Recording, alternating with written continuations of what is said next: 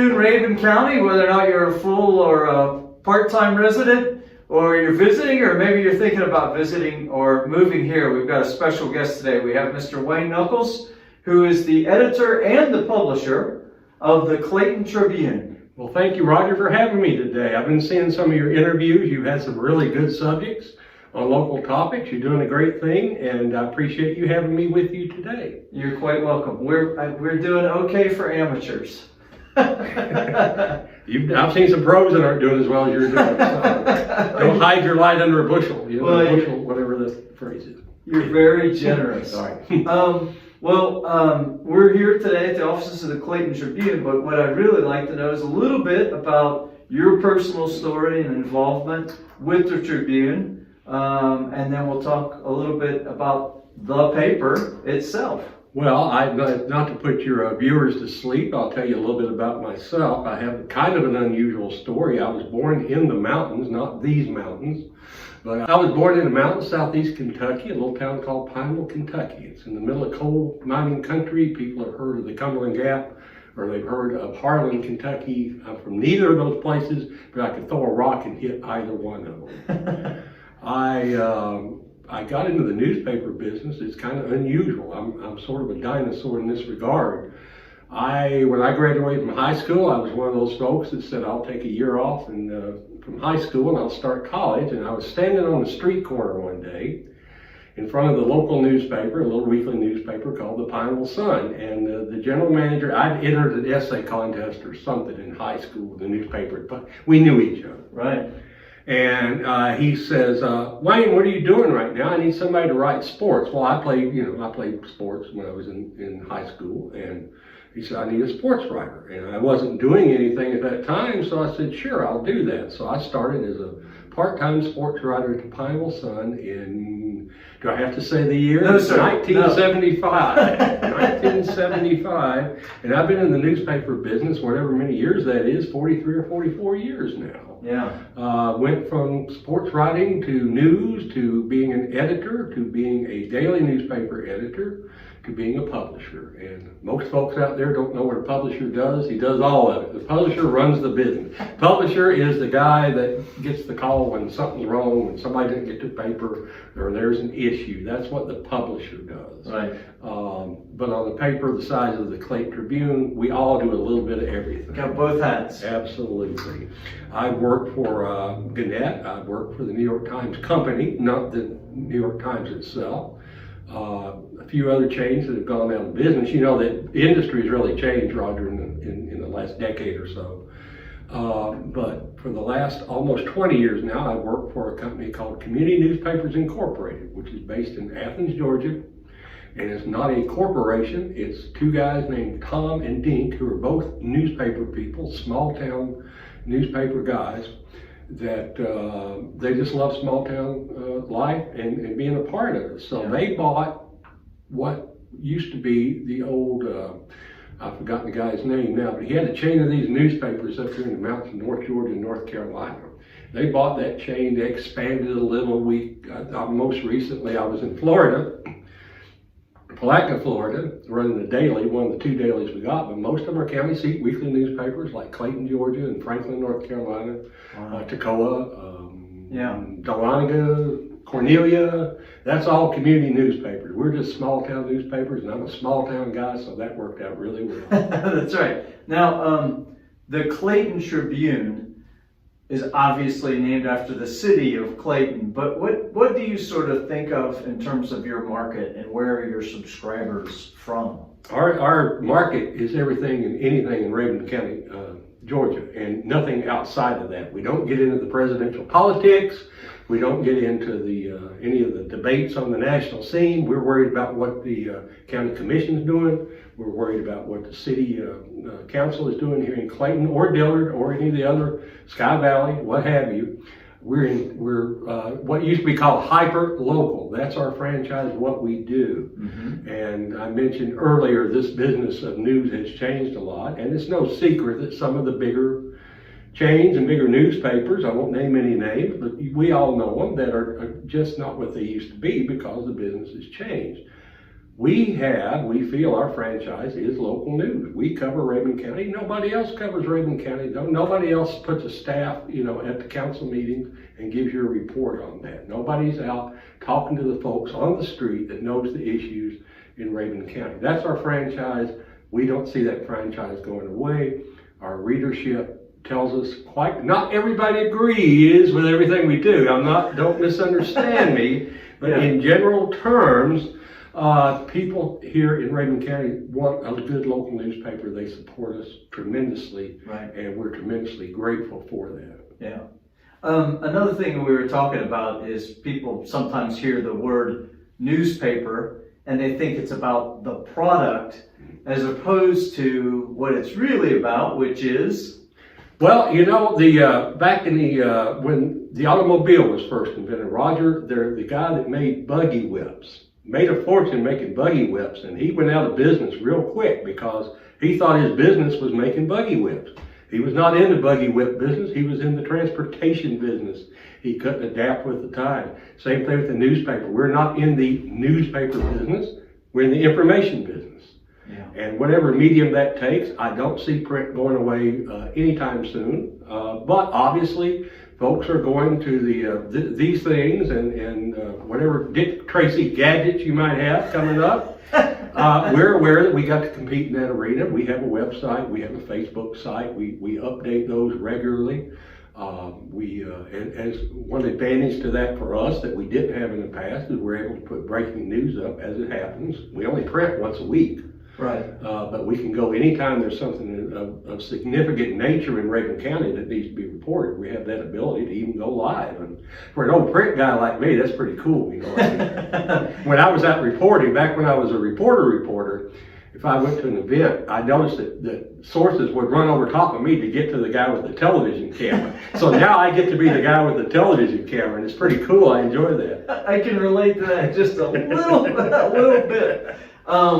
No, so for folks that either don't live here full time or want more immediate news, you've got the online version, which is part of the subscription package, right? Yes. So you can have the print and the online, sort of the best of both worlds. That's right. And it's www.theclaytontribune.com. Now, most of our stuff is behind a paywall. We have to be a business. The president of our company says to be a good newspaper, you first have to be a good business, and we have to keep the lights on. Reporters don't work for free. I work for almost free, but not quite. And so it takes money to run an operation, and that's our business model. But we're very, very, very, very, very reasonable. Our subscription rates are $35 for 52 issues a year. That includes full access to the online version.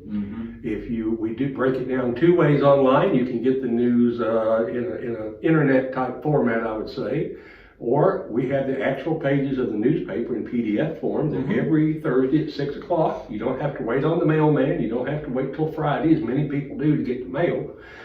Get our paper in the mail. You can get it immediately, and it looks pretty good, I think. So we embrace the new technology without losing the values that got us here for a long time. That's right. Well, I think one important thing about what the Tribune does, and you alluded to this earlier, is that some of the larger media companies are not going to follow things like the city council meeting, the county commissioners, Dillard, some of the smaller communities that we have within Rabun County. And so there's really a void in the market, in my estimation. You're filling that void because you are hyper-local or whatever you want to call it. You're covering that and providing facts, information, and kind of not just government, but human interest stories, news, events, connecting people with local businesses. Who won the Friday night football game, you already know, but can you read a feature story on our outstanding quarterback here at Rabun County, for instance? You can some places, but not the angle we'll give it. Who died in our community this week you might have gone to school with? Who was the homecoming queen? Here's a picture of her. Yeah. You can get bits and pieces of these things other places, and Facebook and those things, but and there's nothing wrong with that if that's what you want. But we have standards and ethics that we adhere to. We have training that we've received to be able to bring that information in a responsible manner. We hope that that's the case. That we're just uniquely qualified to do, and it's difficult for anybody else to do the way we do because they can't make the investment that it takes in people and resource. Well, I think that's a great point, and something that a lot of folks forget is access to information is definitely more readily available than it used to be, and there is a lot of it for free. Now, if you apply the caveat of quality information, accurate information, vetted information, then is when you want the professionals giving you factual information, not hearsay, secondhand, etc., etc. Right, you know, so much stuff out there. It's just in the rumor mill, and I used to say before the Facebook days, Roger, that the local newspaper in a small town only exists to confirm or deny rumors, because the word's already on the street way before we publish. But yes, our stuff's vetted, and it's not that we don't make mistakes. My gosh, we make a ton of them. But we correct all significant errors of fact as immediately as we find them. We feel like that's what gives us the credibility that we have, and you just don't see that anywhere else. So that's our unique strategy. There must be. I've worked a good bit over the years in criminal investigation, and there's always kind of a balance between conclusions and sharing and reporting information and making sure that you've got accurate. That must be a constant dilemma for you and your staff. Well, it is a toughie, and that's a good point that you raised too. There's a section in our paper for opinions, and that's a section in the paper that's called the editorial page, and we'll let them rip and let you know what we think, but it's always clearly labeled opinion. If it's a news story, it's the facts that we're able to gather that we put in a readable form. Right. Now, are we wrong sometimes? Yes. We try to correct any errors, significant errors of fact, immediately with the next edition. Yeah. And feel like that gives us the credibility that we have. Well, I think that the perfect information or media business club that they have is a pretty small membership. Last I checked, no one could qualify for membership. We all fall short of the glory, don't we? But yeah, hopefully not every issue. No, absolutely. I mean, it's just a tremendous asset.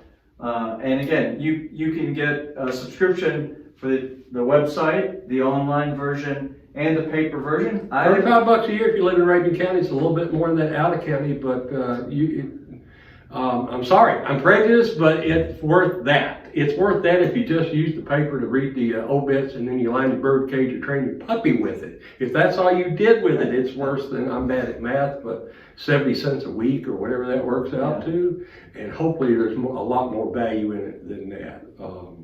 And you mentioned the merchants. That's the way the merchants have traditionally relied on the newspapers to get their message out as to what's going on with their business, where the sales are. So many of our folks that read the paper, frankly, they tell me that they get it for the inserts, the coupons. They find out where the sales are. So it's not all about news. It's all about information. That's where we're at, information. Yeah, it really, I think, if I may insult you through association, it's kind of like our park bench site. It's really a community product bringing together a lot of the information that people need or want about events. As a for instance, you covering lots of events in every edition. I hear some folks say, well, I don't know where to find out what's going on. I first ask them, do you subscribe to the Tribune? Because they have a lot of information. Yeah, well, another thing I'd like to point out is that I may not be from Clayton. As the old saying goes, I got here as fast as I could, but I wasn't born here. I'm going to use that. But the newspaper, I believe we're the oldest continuously operated business in Rabun County. We've been around 125 years. If you're from Rabun County, your grandfather read the Tribune, your great-grandfather read the Tribune. We've been around a while. We're not just a bunch of outsiders that come in to do newspapers. We're a part of the community. We all live in the community. We pay taxes in the community. Yeah. We care about the community. So we are a part of the community. And you talked about being a part of the community. Our president of our company always says, talking about an editorial page. We were talking about opinion versus news earlier. A good editorial page is a community talking to itself. You get the news, we believe you get the news from the news columns, and then we write our opinion. You write your opinion in the form of a letter to the editor. You read our guest columnists that'll write about topics. And through all that dialogue, maybe not any one source of that, I'm talking the opinion, not the news. Through all of that, the community is engaging in a conversation with itself. And through that, hopefully comes a consensus as to what the facts might be. Right, or at least a better understanding of an issue. And that's, I think, what a lot of people miss is listen to or read something that is not representative of your opinion. Right. And that's the way you challenge maybe some bias or some preconceived notions that you bring to the table. And that's the purpose of the editorial page and those articles. Yes, sir. Again, a good editorial page is a community talking to itself, and that's what we strive for. So keep those letters and guest columns coming in, because that's the lifeblood of the editorial page. Yeah. Last question. I appreciate you taking so much time with us today. What's out there on the horizon for the Tribune that folks can be watching for or get excited about? Well, I can tell you, as I think most people know that are watching this, we're getting ready to relocate. We've been on Main Street for decades now. And the time has come that we have to depart Main Street. And there's another business will be taking over our building here across from the post office in Clayton. And I'll let them talk about what they're going to do. But we're pretty excited for the whole community because we think it's going to be something that really benefits the community. We'll be relocating to the food bank area where the old Cricket wireless office was. So that's the next big thing we have on the agenda. I would say keep watching our online products because we are constantly evolving. We are looking for ways to better serve the community, be it in print or online. But basically, we're going to keep doing what we've done for 124 and a half years now. Not me personally, I'm not that old, but the newspaper. Yeah, that's right. And I think Violet was telling me, I may not have this correct, but that you can actually subscribe online? Yes, you can. Yes. Just go to the Clayton Tribune, theclaytontribune.com, and you'll find the forms to fill out. You can call us on the phone, give us a credit card number, you're good to go that way. We talked about advertising. I will just mention too that our classified section, a lot of people like to put things on various platforms online. It doesn't cost anything, and I've done it myself. I don't have an issue with that. But to supplement that, we do have paid readership, and we do charge a little bit of money to run it, but it's very popular. The yard sales, it's all aggregated in one spot is what I'm trying to say. Right. That we're pretty happy with our classifieds as well. Yeah. We're most happy with the support we get, not only from the business community, but from the readers, even the ones that don't agree with us. We appreciate that. We're constant. We know we're not the know-all, be-all of everything out there that's right. news. We're willing to learn and listen to different points of view. Yeah. Thank you very much for your time this afternoon. I know you're always busy. There's always the next deadline, right? The next show. Right. Yes, so sir. Thank you for taking time to talk to us today. Thank you, Roger. I appreciate it. You're welcome. If you don't subscribe to the Clayton Tribune, I highly recommend that you do. And again, you don't have to be here full time or even a part-time resident. You can find out a lot about what's going on up in Rabun County. It's a great place to visit. It's a great place to live. It's a great place to work. We're sort of hitting on all cylinders. And so check out the Clayton Tribune and become a subscriber and join the community. Thank you, Roger, for having me. You're welcome. It's been a real pleasure. We'll see you next time, Rabun County. Yes, goodbye.